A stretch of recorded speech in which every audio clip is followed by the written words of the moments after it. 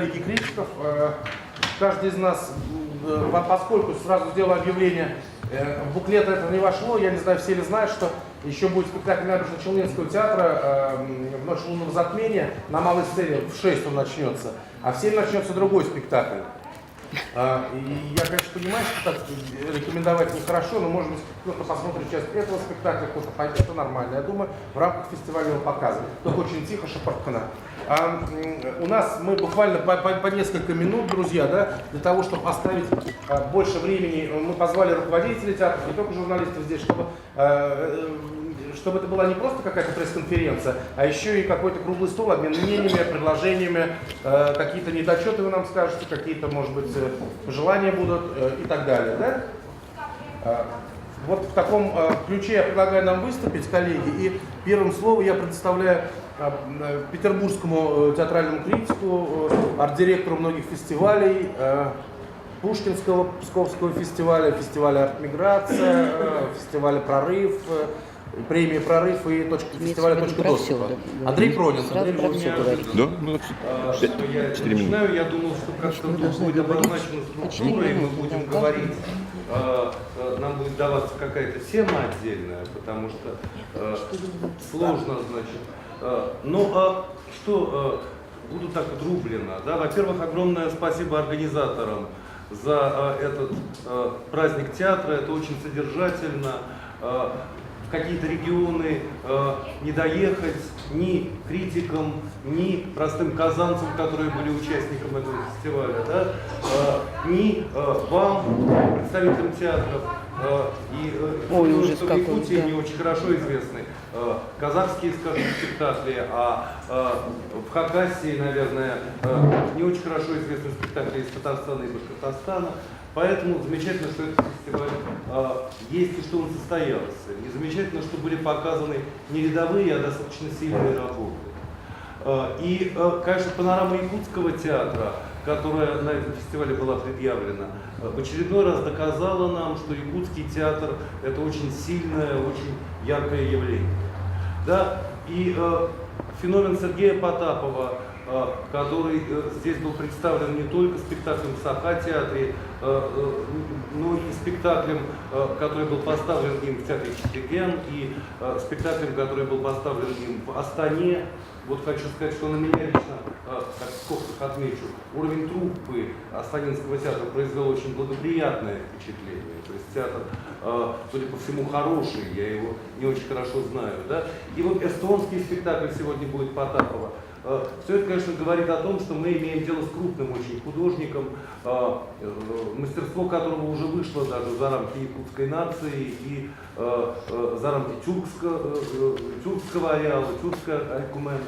Вот, это очень здорово. Но и другие спектакли из Якутии, конечно, производили порой сильное впечатление.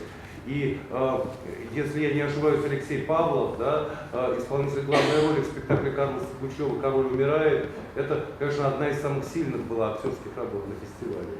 И вообще, мне этот спектакль очень показался сильным, очень любопытным, современным по дыханию, глубоким по смыслам, очень на меня благоприятное впечатление спектакль произвел, несмотря на то, что мне не досталось наушников с переводом. Но, значит, игра актеров была настолько выразительна и заразительна, да, что было невозможно не увлечься этой историей.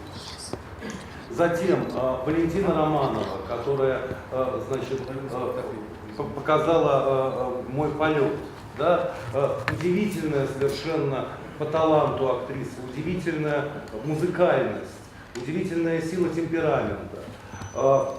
Мне показалось, что текст прозаический, звучащий в этом спектакле, несколько слабее, чем талант актрисы. И, может быть, если бы как-то этот спектакль был более тонко поставлен, текст был бы более тонко написан, он был бы еще лучше. Но все равно это очень сильное впечатление, и очень здорово, что так талантливо использован в спектакле видеоарт. Да? Потому что порою сценография каких-то спектаклей, ну вот у меня лично вызывала неоднозначную оценку. А вот здесь вот было показано, что якутский театр тоже умеет работать с современными средствами художественной выразительности, и спектакль очень современно упакован, конечно. Ну, я не могу не сказать о спектаклях принимающей страны. Да? Мне было очень интересно смотреть и спектакль Георгия Зурабовича Схверавы «Без витрил», который продолжает линию его предыдущих спектаклей. Это люди после революции. Мы тоже с вами, в общем, после каких-то исторических катаклизмов сейчас живем, после распада Советского Союза. И люди по-разному к этому относятся. Кто-то встраивается в систему, кто-то оказывается лишним человеком. Да? И, конечно, я думал о сегодняшнем времени, когда смотрел спектакль «Без витрил». Спектакль достаточно традиционный по языку, но позволяющий труппе театра Камала показать свою мощь и свой талант и мастерство. И особенно второстепенный персонаж в исполнении Ильдуса Габдрахманова, вот тот вот, значит, плясавший чечетку на кровати, если помните, отчаявшийся герой, очень был для меня интересен, да, очень запомнился.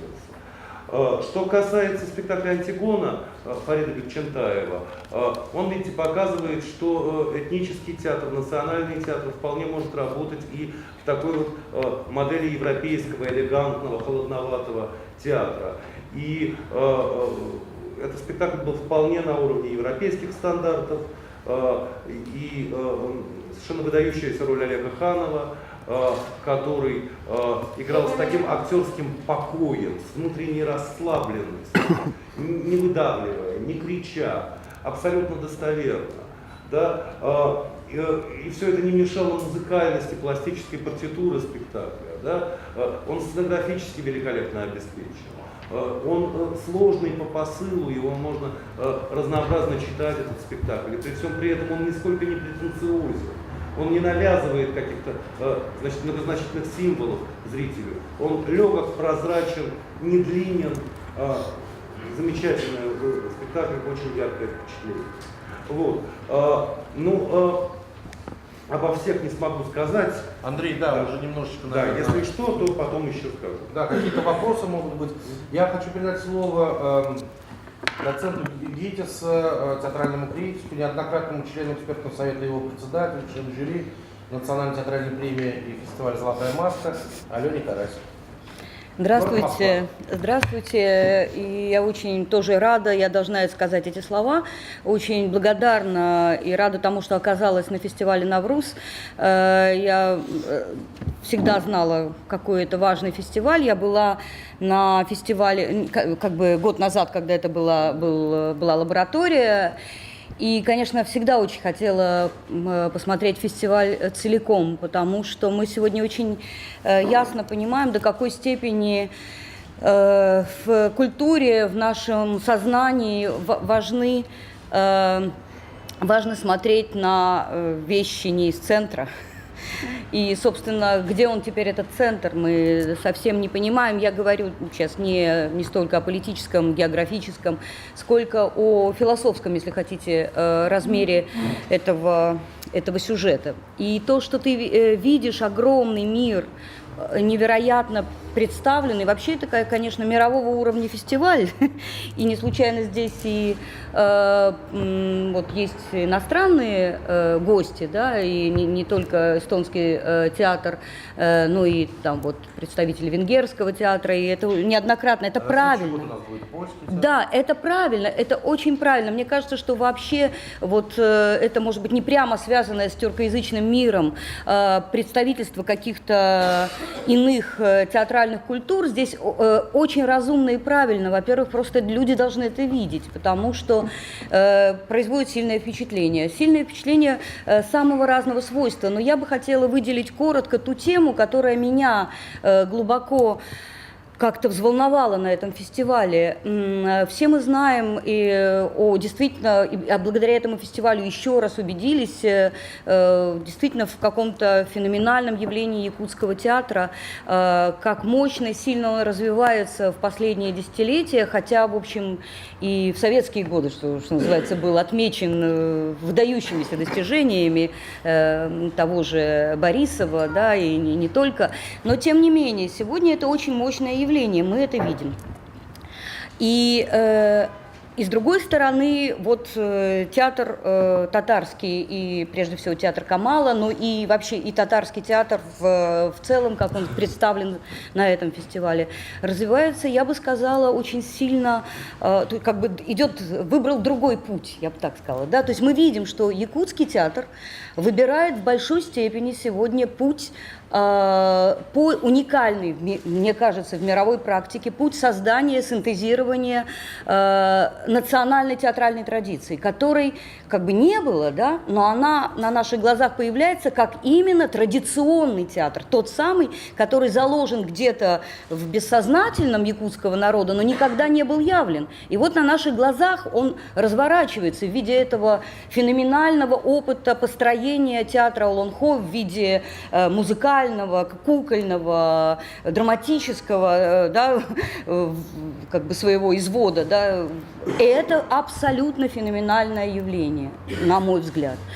С другой стороны, мы видим, что такое явление, как Сергей Потапов, да, может быть, потому он еще так много энергично ставит в других культурах, в других театрах, что действительно возникает вопрос, а что тогда делать современному, актуальному театру, ставящему, работающему в остром языке театральном, который как бы занимается современной темой, как ему разместиться в этом мощном явлении театра Олонхо, условно говоря, и в какой диалог войти теперь с этим действительно очень серьезным явлением. Мне кажется, этот вопрос, который важно обсуждать нам всем вместе и якутскому театру внутри самого себя, потому что этот вопрос глубоко глубинный, он действительно важен для будущих путей якутского театра. Я надеюсь, что такая приверженность традициям, новым традициям, да, вот в театре Олонхо или там в поиске каких-то вот не помешает якутскому театру оставаться и быть еще, искать новый язык, не забывать о том, что это был сильнейший и европейский, ну как бы, или такой вот на путях, ну, как бы европейской культуры, очень интересный театр. И вот в этом смысле я бы тоже сказала, что и спектакль там «Король умирает», да, он как раз любопытно очень синтезирует, да, дает такой вот вариант. Смотрите, мы понимаем, кто мы есть, но мы хотим работать и на территории современного театра, ну, и уж о Сергее Потапове не говорю. Хотя, мне кажется, что вот его работа в театре «Вишневый сад», в театре Астаны. Меня очень впечатлила труппа, качество труппы, но мне кажется, что он попроще, чем какие-то другие любимые спектакли Сергея Потапова.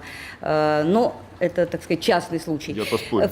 Да, ясно, что все мы можем поспорить тут друг с другом.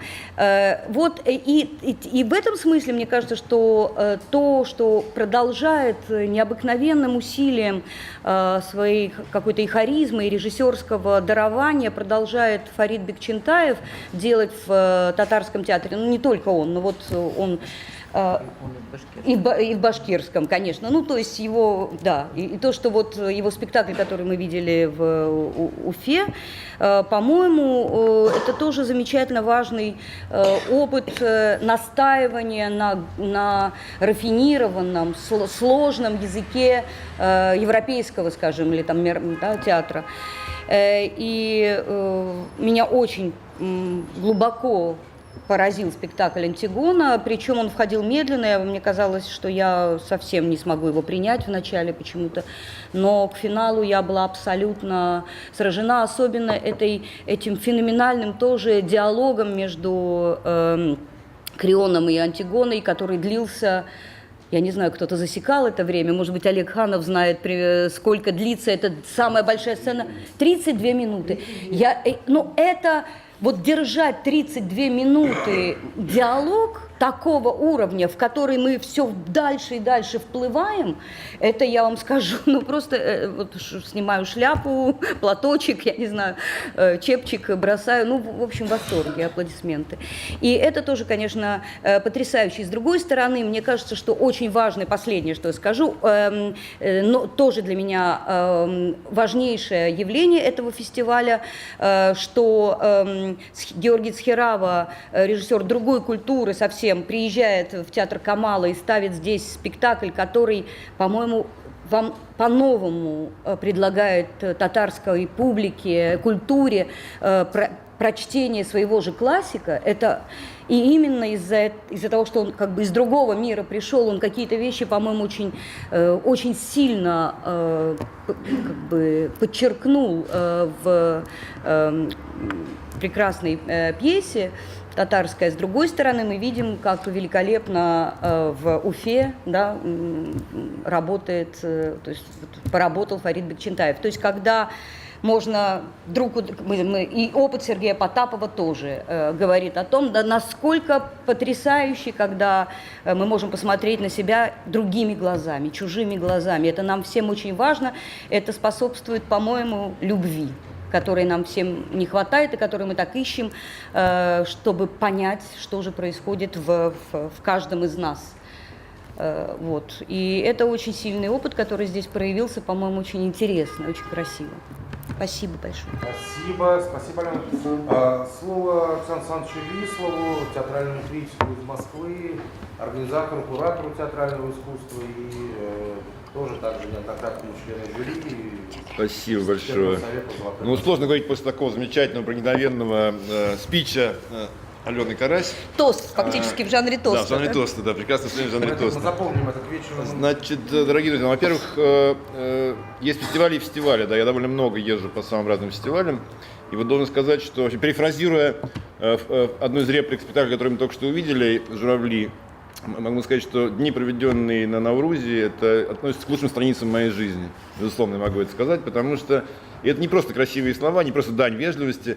Знаете, каждый раз, вот я второй раз на Наврузе, был в прошлом году вот на форуме, сейчас на фестивале, я вижу, как слышал про предыдущие годы, понимаешь, что каждый раз организаторы находят какую-то новую фишку, что называется, да, если говорить таким, выражаться на сленге. Каждый раз какой-то новый поворот. Я там знаю, уже в будущий год запланирован какой-то, опять-таки, новый формат. Ну, вот в этом году, конечно, главное это была действительно встреча в таком мощном объеме с Якутским театром, который мы все любим, но так немножко такой дальней любовью, да, потому что вот не так часто он бывает в Москве, не так часто он бывает в Петербурге, вот именно как-то продемонстрировать всю мощь якутского народа и якутского театра. И, конечно, чрезвычайно важно, что спешл-гестом был помимо Якутии замечательный якутский режиссер Сергей Потапов. Это тоже такой вот, опять же, очень важный именно сегодня, да, потому что видим, как сегодня, как он востребован, как он на расхват и в нашей стране, и в ближнем зарубежье, и в дальнем зарубежье. И, в общем, я так понимаю, уже простираются амбиции Сергея Потапова, что по заслугам и честь, что называется. Вот. Мне кажется, что на этом фестивале, помимо всего прочего, очень замечательная атмосфера. Знаете, есть, опять-таки, фестивали разные бывают, фестивали такие более чопорные, бывают фестивали, где как-то есть, вот, что называется, VIP, VIP, участники и гости, не VIP, там несколько категорий, как Орел, есть, все участники фестиваля равны, но некоторые равнее других. Вот, мне кажется, на Наврузе это абсолютно отсутствует, это абсолютно демократический какой-то дух витает, дух подлинного театрального братства. Условно говоря, любой народный артист, любой молодой артист может запросто подойти к любому народному артисту, поделиться секретом мастерства, это будет как-то абсолютно, никого не возят на каких-то специальных машинах с мигалками, да, никого не скрывают от других участников. И мне кажется, это связано с тем духом демократизма настоящего, который царит в театре Камала.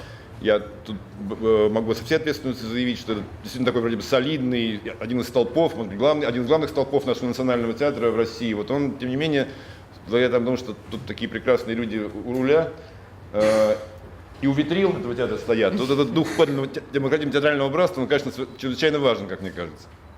Ну и главный смысл, наверное, вот я только тут могу с Аленой повторить слова Алены, но это действительно очень важно именно на этом фестивале. Так, мы видим, как взаимообогащение, взаимопроникновение культур обогащает взаимно и театры, и художников, которые приезжают в другие страны, регионы, да, работать с местной или классикой, или с своей классикой, или вообще с классикой третьего ряда, как, скажем, Фарид ставит в Уфе французскую классику, а русский режиссер грузинского происхождения Сферава ставит в Казани казанскую классику, а великий якут Потапов ставит везде то свою, то эстонскую, то русскую. Да, в Хакасии ставит, да, уже запутаться, я пытался как-то все это систематизировать, но понял, что я запутаюсь, не смогу выстроить какую-то стройную картину. Но это взаимопроникновение действительно обогащает, мне кажется. И мы видим, как национальные театры, как Яс на одной из пресс-конференций говорил по поводу того, что был довольно долгий период, когда национальные театры как-то так стремились обособиться, да, такую самость, свою самость, так как немножко окукливались и занимались только вот своим фольклором, своими авторами, свои режиссеры ставили своих классиков. И это, конечно, такое, мне кажется, приводило к некой такой внутренней стагнации театра. И когда и вот этот фестиваль, этому яркое подтверждение, когда театры открыли свои двери для режиссеров совсем других культур, для авторов совсем, казалось бы, иногда прямо не сочетающихся эстетик. Вот это получается какая-то очень интересная, очень любопытная история. Я думаю, что она будет продолжаться, потому что, мне кажется, плоды очевидны для всех, да, и для зрителей, и для критиков, и для самих театральных деятелей. И последнее, что я хотел бы сказать, мне кажется, что этот фестиваль демонстрировал еще одну тенденцию. Она как бы тут есть и в этой истории есть и свой плюс, есть свой какой-то некоторый минус. Мне кажется, что большое количество, подавляющее количество этого фестиваля продемонстрировали, с одной стороны, все-таки проблема, которая лежит в области драматургии национальных театров, причем это касается как современных пьес, так и, что называется, и классики, то есть отсутствие так называомых драматистов. Да, вы знаете, что в любом польском или немецком спектакле обязательно, кого бы ни ставили, Шекспира, Мольера, Ануя, помимо режиссера, второй строчкой идет, что называется, драматург спектакля. Мне кажется, не хватает режиссерам, да, не хватает, многим режиссерам не хватает в работе с классикой этого самого драматиста, который помогал бы приспособить под национальное, под... Это не автор пьесы, да, не автор человек, который текста, занимается, человек, который адаптирует пьесу под конкретный театр, конкретного режиссера, под конкретных артистов. Завлит спектакль, можно назвать так. Не совсем, да. Вот не хватает, есть проблема, мне кажется, с драматургией, да, в том числе с национальной драматургией. Мы видим, как многие любопытные и важные темы, но вот они немножко как бы пока еще, может быть, не так внятно, не очень современным языком высказываются. С другой стороны, есть для меня этот фестиваль, это безусловный парад, при том, что масса прекрасных режиссерских работ и решений, но для меня это парад блистательных, выдающихся актерских работ. Я вот тоже начал выписывать, и, наверное, всех кого-то пропущу, уже, безусловно, вышеупомянутая Валентина Романова, потому что проблема драматургии стояла остро на спектакле, и, безусловно, Алексей Павлов. Ионеско, конечно, великий драматург, но там тоже мне показалось, что Ионеско сегодня должен быть как-то немножко что-нибудь переосмыслен, переписан, дописан, не знаю. Ну, в общем, как-то вот так впрямую ставить его сегодня, на мой взгляд, да, это несколько рискованное предприятие. И, конечно же, Валентин Макаров, который замечательным образом сыграл в спектакле «Пробуждение» этого самого ветерана. Тут сегодня за завтраком кто-то говорил из якутской делегации по поводу того, что в него влюбились все наши девушки, кто-то сказал. Да, сейчас заканчиваю. Это феноменальный актер. Потрясающая труппа театра Камала. Я не раз повторяю, не устаю повторять, я, кстати, меньше других говорил. Поэтому, да, не устаю повторять о том, что очень стараюсь торопиться, поэтому так захлебываюсь. Не торопись. Не сбьет меня. Значит, не устаю говорить о том, что в театре Камала, мне кажется, не обидеть на другие театры, но вот ни в одном российском театре нет такого количества мощных артистов в возрасте от 30 до 50. Это прям какое-то вот прям чудо богатырей, кованные из чистой стали. Я вот на них смотрю, пользуясь словами Герцена. И в этом спектакле опять продемонстрировано, при том, что есть и прекрасные женские роли, но это вот мускулинная, мужская часть труппы, она блистает, по-моему, совершенно замечательным образом. И во главе, конечно, с Эмилием Талиповым, которого работа, мне кажется, выдающаяся. Еще одна выдающаяся работа. Тоже могут петь долгую осаду Олегу Ханову и прекрасной девочке Зелей Ситчиковой, который был практически срочный ввод в этот спектакль, да, сложнейшая история. И вот этот ваш такой, этот 32-минутный диалог мэтра и молодой, только делающий первые шаги в искусстве, он еще обретал и второе значение. Это была такая вот история, внутренняя история театра Гафури, внутренняя история башкирского театра. Недаром вначале возникала тема с царем Эдипом. Мне очень понравилось, к сожалению, не все программки, это такой маленький сейчас ложка дегтя в адрес организации, не все программки как-то до меня доходили, или, может быть, я просто, что называется, тормозил. Но вот не могу не отметить, к сожалению, вот не успел сегодня, так сказать, суматошный день, прекрасную труппу театра, семейского театра и выдающуюся работу, мне кажется, тоже выдающуюся работу артиста, исполняющего главную роль. Извините, не скажу сейчас фамилии, ровно как и прекрасный артист в театре Читиген, исполняющий этого самого сумасшедшего Маклая. Опять-таки присоединяюсь к высокой оценке театра из Астаны. Замечательная, разнообразная, мне кажется, очень такая яркая, одаренная труппа. Я спектакль в этот раз не удалось посмотреть, потому что на насыщенной программе были вот такие сдвоенные показы. Я видел его несколько назад на другом фестивале. И должен сказать, что там, на том фестивале, на котором я видел, спектакль прозвучал так вот, и по поводу, мне кажется, гораздо громче, чем здесь, потому что, может быть, площадка, как я понял по разговорам, может быть, немножко большая площадка чуть-чуть помешала спектаклю. Это, на мой взгляд, выдающемуся спектаклю, выдающемуся с точки зрения осмысления Чехова современным театром. Одним словом, спасибо, дорогие друзья, за этот праздник, за эту потрясающую атмосферу театрального братства, за эти высокие достижения театрального искусства, при том, что это не только шедевры, мы видели не только шедевры, мы видели спектакли среднего уровня, что тоже важно, да, видели, что называется «Рабочие лошадки», называется, да, фестиваль, один из «Рабочие лошадки» театральный. И, в общем, вот для меня, для человека из России, для человека, который не так хорошо знаком с тюркским в недавнее время вообще плохо знакомы с тюркской театральной культурой. Это какой-то огромный, значительный и важный лучшие моменты, одни из лучших страниц моей жизни. И очень надеюсь, что и в дальнейшем не будете забывать своим печеньем и будете приглашать и впредь. Судя по лицу Нияза, не факт. Спасибо, дорогие друзья.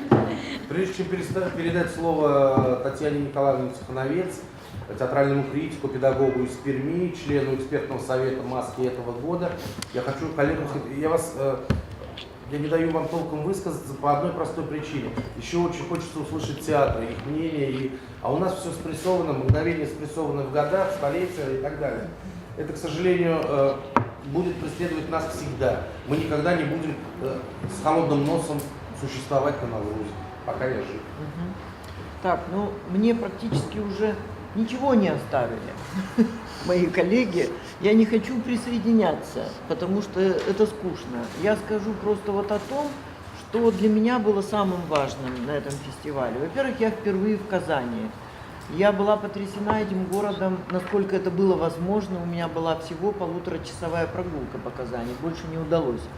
Во-вторых, я, конечно, потрясена уровнем фестиваля. Я, бывала на фестивалях там разных, да, так сказать, на национальных фестивалях, но меня здесь прежде всего порадовало то, что это действительно какое-то вот такое собрание тюркских народов. И, к сожалению, не смогла посмотреть практически ничего из Казахстана, хотя в Казахстане была не раз и видела много спектаклей, но просто параллели, которые были, вот, к сожалению, мне не удалось даже «Вишневый сад» посмотреть, вот, который мне очень нужен был. Вот. Поэтому могу говорить только вот о том, так сказать, пласте татарских спектаклей, которые, значит, я посмотрела, и о якутском театре. Якутский театр, в общем, я считаю, что мы более или менее с ним знакомы. Потому что я, например, не раз была на «Золотой маске» либо экспертом, либо в жюри. И, при мне очень часто мы смотрели спектакли якутского театра. И, собственно говоря, Потапова когда-то, когда я впервые была в экспертном совете Макбета, мы его взяли, не зная еще, кто такой вообще Потапов. Это вот для нас было совершенно новое имя. Мы знали Борисов, а про Потапова вот это первый раз, так сказать, было. Поэтому я видела, и когда Сюзанна Оржак поставила «Дом Бернарды Альбы» в Якутском театре, и я помню великую актрису Степаниду Борисову, я никогда не забуду ее «Альбу». Это было просто фантастическое и такое, знаете, великое зрелище. Я только думала, Ермолова или Семенова. Вот две великих русских трагических актрисы, потому что это незабываемо.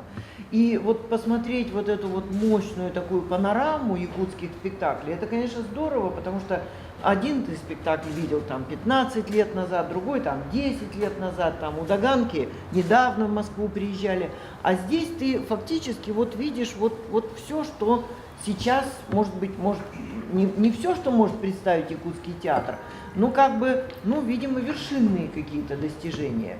Я не могу сказать, что все достижения вершинные, должна сказать, что проблемы с драматургией очень видны.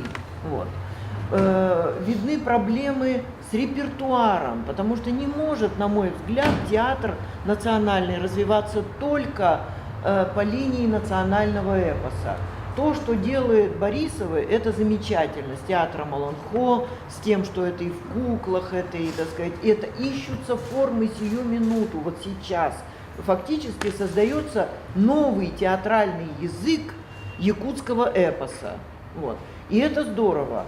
Но меня, конечно, радуют вот попытки какие-то играть и современную западную драматургию, и в этом смысле, конечно, Ионеско – это очень смелый и очень важный эксперимент, потому что короля Беранже играет замечательный комедийный артист. И это очень трудно, вот этот прыжок, так сказать, к Беранже из комедии. И я понимаю, что это вообще очень серьезная работа для артиста. Вот. Я считаю, что очень интересно то, что было показано в спектакле «Пробуждение». Да, там есть некоторые проблемы. Есть проблемы и в моем полете. Но я еще понимаю, что мы адаптированный текст слушаем, понимаете? Он еще переведен с якутского на русский язык. И уже что там на самом деле мы, в общем, плохо понимаем. Но артисты это преодолевают, и очень серьезно и мощно это преодолевают. Что же касается что же касается татарского театра, вот я его почти не знала. И я не могу сказать, что я его сейчас много знаю, но все-таки больше. Я была знакома только с театром из Альметьевска. Я помню, как Олег Ханов поставил Гамлета на татарском языке. В Туймазах. В Туймазах, да. Я помню этот спектакль. И я помню, как ни один из героев спектакля, которые не понравились татарскому зрителю, их привезли из татарских сел, не удостоен был аплодисментами. Ни один. Вышла замечательная актриса, которая Гертруду играла, вышел Клавдий. Татарские зрители молчали. Им не понравились эти герои. Я была тогда потрясена. Я поняла, что это первый случай, когда вообще вот для кого писалась пьеса, тот и смотрел этот спектакль. Потому что пьеса писалась не для английских интеллектуалов. Она писалась для английского простонародья. Это было замечательно. И вот как бы у меня такие точечные какие-то знакомства, вот раз вспышка, потом много лет не вижу. И когда я увидела вот несколько спектаклей татарских, ну, во-первых, это классика татарская, это «Безветрил», который грузин Схверава поставил на татарской сцене, и это спектакль, который я вчера посмотрела, это «Беглецы» из Анбета, который привез театр из Альметьевска. И это спектакль по, как я понимаю, это недавно, ну это не пьеса вообще, наверное. Все плывут и плывут облака. Это не пьеса, да, это как бы такая... Там фрагменты есть из пьесы биографической о Хасане Туфане. Да. Два фрагмента. Вот, по произведениям Туфана и Минуллина. И у меня как-то вот эти спектакли сложились в какой-то плюс сумасшедший Муклай, который поставил якут Ухакасов, да, у меня это сложилось в какой-то замечательный, совершенно такой, ну говоря сегодняшним языком, пазл. Это пьесы и тексты и спектакли о том, как проживали разные народы время страшного переворота, страшного тектонического сдвига, который произошел в 17 году.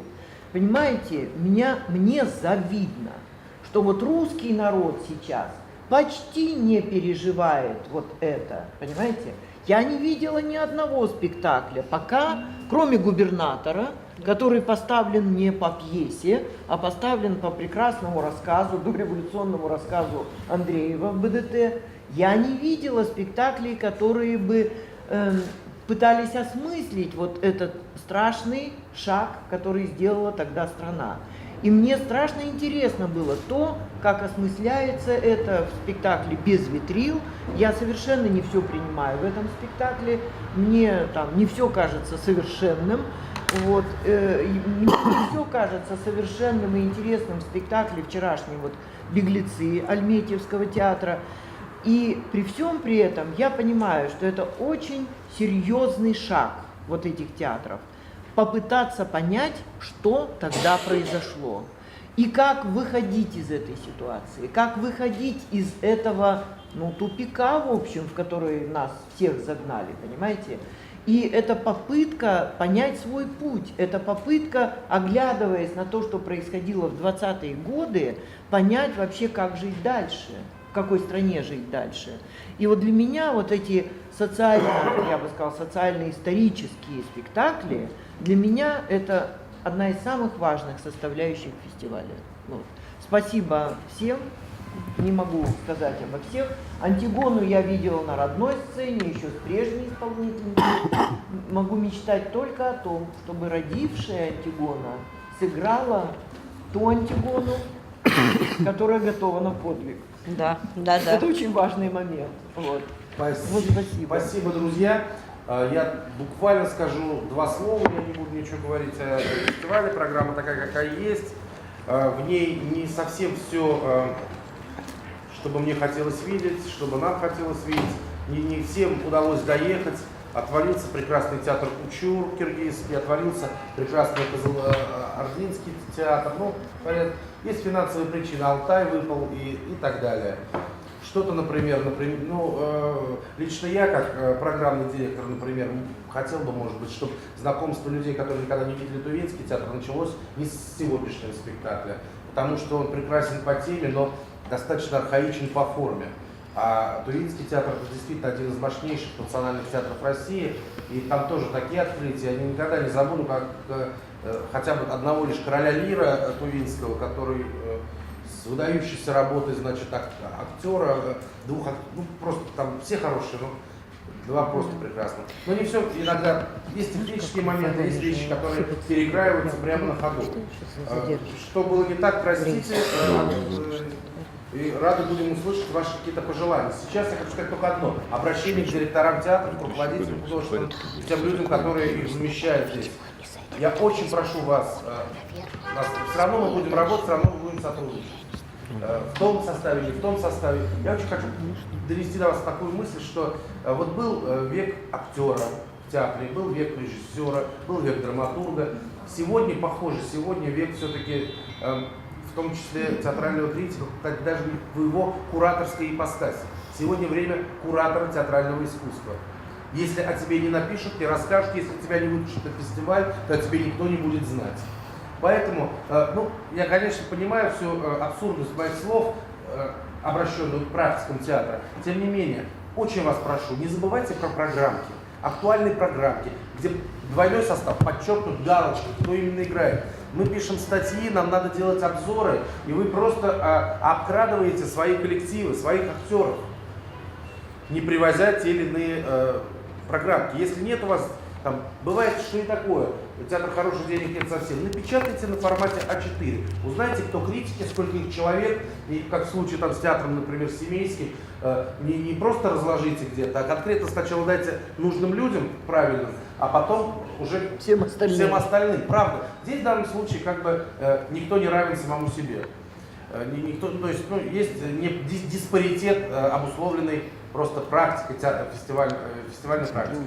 А теперь я прошу вас, дорогие друзья, высказаться кратко, что бы вы хотели увидеть на следующих Наурузах, чего вам не хватило, что вам было в избытке.